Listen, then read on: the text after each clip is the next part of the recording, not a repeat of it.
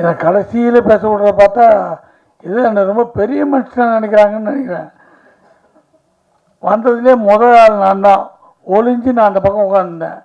இப்போ கடைசியாக என்னை விட்டுருக்காங்க. இதுக்கு தான் முதல்லையே வரக்கூடாது. முதல்ல வந்தது கடைசியாக நான் இருக்கிறது எல்லாமே ஜேஎஸ்கே மேலே நான் வச்சுருக்க அன்பு பாசம் நட்பு தான்.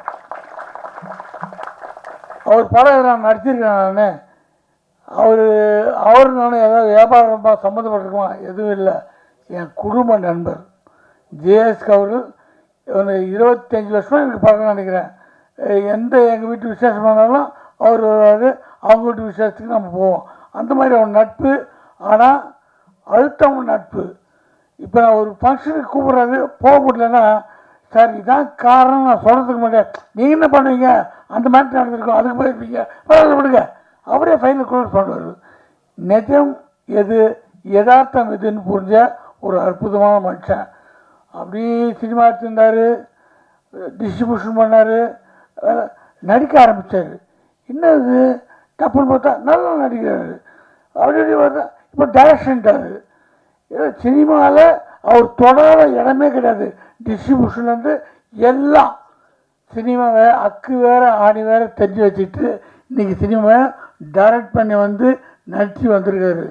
இவர் எந்த அளவுக்கு சினிமாவை கரைச்சி குடிச்சிருக்காருன்றதுக்கு இங்கே பின்னாடி இருக்க கட் அவுட்டே உதாரணம். ஏன்னா அவர் தான் ப்ரொடியூசரு, அவர் தான் டைரக்டரு, அவர் தான் கம்பெனி. அவர் போட்டோவை எவ்வளோ பெருசு வச்சுருக்கலாம், போட்டோவே காணும். இதுலேருந்து தெரிய அனுபவம். நம்ம போட்டோவை இப்போவே பெருசாக வச்சா மற்றவங்களுக்கு சார் போட்டோ இப்போயே பெருசாக வைக்கிறாரு, அப்புறம் பெருசு பண்ணிட்டாருன்னா நம்மளை தூக்கிடுவார். இதெல்லாம் வரும். உள்ளுக்குள்ளே மனசு சைட்டாக ஓடும். நம்ம இப்போ தான் பெருசு வச்சோம், அடுத்து கட் அவுட் வச்சுருவோம், இப்படின்னு நம்ம மேலே ஆசை வரணும்னு அதுவே கிடையாது. ஜேஎஸ்கே எங்கே இருக்காரு தேடுறாங்களெல்லாம் கணு தேட வச்சிடல. முதல்ல விளம்பர பிரியர் இல்லைன்றத தெரியப்படுத்தல. அதுவே ஒரு ஆரோக்கியமான விஷயம். அவர் எனக்கு நிறைய அட்வைஸ் பண்ணியிருக்காரு, நிறைய விஷயம் கேட்டுக்குவார், இது எப்படி அது எப்படின்லாம். எல்லாத்துக்குமே ஒரு சிறந்த குடும்பஸ்தன். எனக்கு அவர்கிட்ட பிடிச்சதே தான். அவர் நம்மளாம் மொபைல் ஃபோனில் அந்த பாட்டு இந்த பாட்டு நமக்கு பிடிச்ச பாட்டு தான் வச்சுப்போம். அவர் ஃபோன் ஆன் பண்ணால் அவர் பொண்ணு சின்ன வயசில் பாடின ஒரு அற்புதமான ஒரு ராகம் அதான் வச்சுருப்பார். எப்போ பார்த்தாலும் தான் பொண்ணு பாடின அந்த குரலை கேட்கணுன்னு ஆசைப்படுற ஒரு அற்புதமான தகப்பன். அதான் இந்த படம் முதல்ல எனக்கு காமிச்சார், பார்த்தேன். ஆளாளுக்கு ஒரு கருத்து.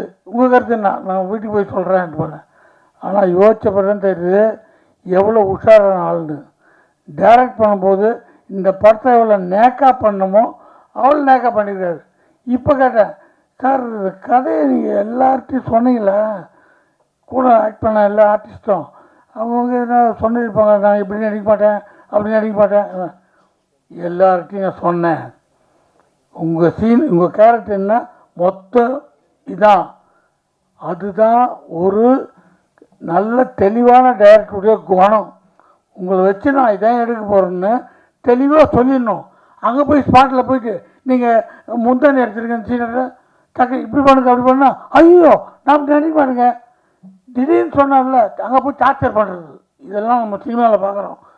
கரெக்டான டைரக்டருங்க, நல்ல அனுபவமான டைரக்டருங்க முதல்ல சொல்லுவாங்க, இது கதையில் தேவைப்படுதுமா, உங்களுக்கு ஐடியா இருக்கா, விருப்பம் இருக்கா, இல்லைன்னா நான் கதையை மாற்றிடுறேன், ஒரு சீனை மாற்றிடுறேன்ட்டு.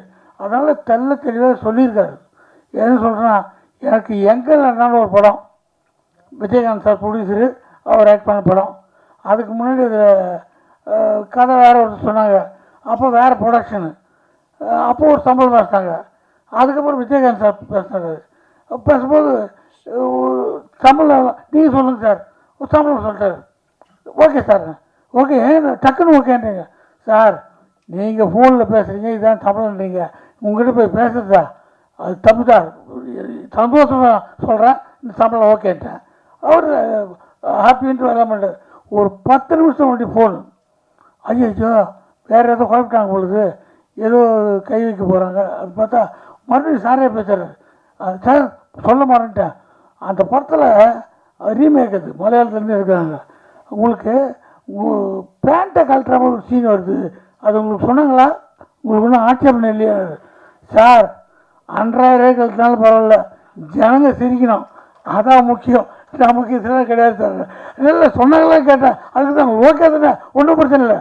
எதுக்கு சொல்கிறேன்னா, ஒரு கை தேர்ந்த சினிமா கலைஞர் அதான் கேட்பாங்க. ஒரு விவரமானவங்க அங்கே போய் துன்புறுத்தாமல் கேட்பாங்க. அதனால் இவர் எல்லார்ட்டையும் சொல்லி தான் எடுத்திருக்காரு. இந்த படத்தை பார்த்தோன்னே எனக்கு என் படம் ஒன்று ஞாபகம் வருது. நான் ஷார்ட் ஃபிலிம் எடுத்திருக்கேன், மகன் ஒரு படம் எடுத்தேன். அதுக்கப்புறம் இப்போ ஹெல்ப்னு ஒரு படம் எடுத்தேன். சார் அந்த படம் பார்த்தார், ஜெயஸ்ரீ சாரும். அந்த படத்தில் கதை எழுதிட்டு இந்த கதை எழுதணுமா நம்ம, அந்த கதை என்னென்னா அதை நான் என் ஃப்ரெண்ட்ஸுக்கிட்ட சொல்ல முடியாது, என் அசிஸ்டண்ட்கிட்ட சொல்ல முடியாது, என் பொண்டாட்டிக்கிட்டையும் சொல்ல முடியாது, என் பசங்கிட்ட சொல்ல முடியாது. அப்புறம் ஆனால் நல்ல கதை இது சொல்ல இந்த மனுஷனை புத்தி இப்படி போச்சு, ஐயா இவ்வளோ மட்டமான ஆளாகுது, இப்படி தான் நினச்சிட்டாங்கன்னா என்ன வருது பயம். ஆனால் நல்ல கதை யோசித்தேன், ஒரு மாதம் யோசிக்கிறேன், கதை எழுதிட்டேன், எடுக்கலாமா வேணாமா எடுக்கலாமா வேணாம்னு. அப்புறம் ஒரு நாள் யோசித்தேன், நமக்கும் இந்த சினிமா இவ்வளோ நாளாக சோறு போடுது, இவ்வளோ யோசித்த பிறகும் இந்த தாட்டை சொல்லலாம் அப்படி. ஆனால் படம் எடுத்துட்டா எல்லோரும் ஒத்துக்குவாங்க, கதை நல்லாயிருக்கும். ஆனால் எடுக்கிற வரைக்கும் உயிர் போகுது. அந்த படம் ஷூட்டிங் முடித்தோடனே ஓன்னு தனியாக உட்காந்து அழுகுறேன். 10 நிமிஷம் படம் தான், ஓன்னு உட்காந்து அழுகுறேன் வீட்டில். எப்போ இந்த படம் எடுத்து முடிச்சுட்டாப்பா. இங்கிலீஷில் எடுத்தேன், நான் பாண்டியராஜன் இங்கிலீஷ் படம் எடுத்தேன், நான் இங்கிலீஷ்லையும் எடுத்திருக்கேன். எடுத்து அந்த படத்தை நமக்கும் ஆசை, நேஷ்னல் அவார்டு அனுப்புவோம். உடனே ஜனாதிபதி அவார்டு கொடுத்தாங்கன்னா ஒரு ஃபோட்டோ எடுத்து வீட்டில் மாட்டிக்குவோம், வரவங்களாம் பார்ப்பாங்கன்ட்டு. அது போனது திரும்பி வந்துச்சு, நமக்கு வரல. ஆனால் சும்மா இல்லை, எல்லா ஃபெஸ்டிவலுக்கும் அனுப்பிச்சேன். அப்போது சவுத் ஆஃப்ரிக்காவில் ஒரு ஃபெஸ்டிவலுக்கு அது செலக்ட் ஆச்சு. அவன் சவுத் ஆஃப்ரிக்காவில் நீ விருப்பம் வந்து வாங்கணும் ஃபெஸ்டிவலுக்கு, ஏன் உருவானோன்ட்டு நான் சவுத் ஆஃப்ரிக்காவுக்கும் போயிட்டு வந்தேன் அந்த படத்தை. அப்போ இந்த மாதிரி யூடியூப்லாம் அப்படி இல்லை, அப்போ தான் ஆரம்பிக்கிறாங்க. அந்த படம் முடித்து ஒரு 2 வருஷம் பொறுத்து யூடியூப்பில் போடலாமான்ட்டு ஒரு யூடியூப் கம்பெனியில் போட்டேன். அவங்க 60-40 அக்ரிமெண்ட்டு, எனக்கு 60%, அவங்க 40%. சும்மா போட்டு இந்த படத்தை கொடுத்தா ஒரு மாதத்தில் எனக்கு அந்த கம்பெனிலேருந்து 5 லட்ச ரூபா கொடுத்தாங்க. அது பெருசு இல்லை. அந்த படத்தை இது வரைக்கும் 2,80,00,000 பேர் பார்த்துருக்காங்க. ஆனால் இந்த படத்தில் இருக்க மாதிரியே அந்த கதையை சொல்லும் போது எனக்கு அவ்வளோ டென்ஷன் இருந்தது. எடுத்த உடனே பார்த்தா என்ன காட்டியா எப்படி வந்துச்சு, படம் பார்த்தவங்களும் அழுகுறாங்க ஃபீல்டில். அந்த ஃபீலிங் தான் ஜேஎஸ்கே சார் படம் பார்க்கும்போது எனக்கு வந்தது. இந்த படத்தில் இந்த ஃபீல்லாம் கொண்டு வந்து அவர் சொல்கிற மெசேஜ் இல்லை, அற்புதமான மெடிசன். ஒரு சமுதாயத்துக்கு தேவையான ஒரு ஆம்பளைகளுக்கும் பொம்பளைகளுக்கும் அவசியம் தெரிஞ்சுக்கொண்ட விஷயம். இதை தேன் தடவி கொடுத்தா தான் போய் சேரும்.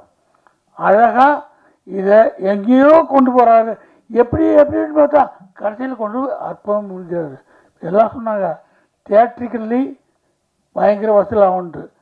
அது உதட்டளவு இல்லை, உள்ளத்தால் உணர்ந்து எல்லோரும் சொல்கிறாங்க. ஏன்னா அவர் தொட்டது எதுவுமே மிஸ் ஆனதில்லை. இதை அவர் ஒன்றும் தப்பான பட நோக்குக்கு அவர் போல முதல்ல அந்த ஹைலைட்டை பிடிச்சாரு, கிளைமேக்ஸ் என்னன்னு பிடிச்சாரு. இதை நோக்கி தான் கதை போகுதுன்னு அதுக்கு இந்த படம் திகட்டாமல் போகிறதுக்காக அங்கங்கே தேன் தரணும் அழகாக கொண்டு போயிருக்காரு. இந்த மாதிரி ஆட்கள், இந்த மாதிரி துணிச்சல் எல்லாருக்கும் வரணும். அது இங்கே வர்றவங்க அத்தனை பேருமே நான் படம் பார்க்கல ஆனால் பிடிச்சிருக்கின்றாங்க. கொஞ்சம் பார்த்ததுலேயே ஒரு டெமிட் வருது. இந்த மாதிரி படங்கள் ஓட ஓட ஜேஎஸ்கே மாதிரி ஆயிரக்கணக்கான டைரக்டர்ஸ் தமிழில் உருவாகிட்டே இருப்பாங்க. ஏன்னா இன்ட்ரெஸ்டிங்கான விஷயம், ஜனங்களுக்கு தேவையான விஷயத்த மருந்து தடவி கொடுக்கும்போது கண்டிப்பாக ஓடும். அவருக்கு எல்லாத்துலேயும் அனுபவம். படத்தை எப்படி ரிலீஸ் பண்ணணும், எந்த தேட்டரில் ரிலீஸ் பண்ணணும், எல்லா அனுபவத்தையும் அனுபவ கொள்முதல்லாம் மொத்தமாக போட்டு ரிலீஸ் பண்ண போகிறாரு. நீங்கள் வாழ்த்துங்க, இந்த படம் வெற்றி அடையும். நன்றி.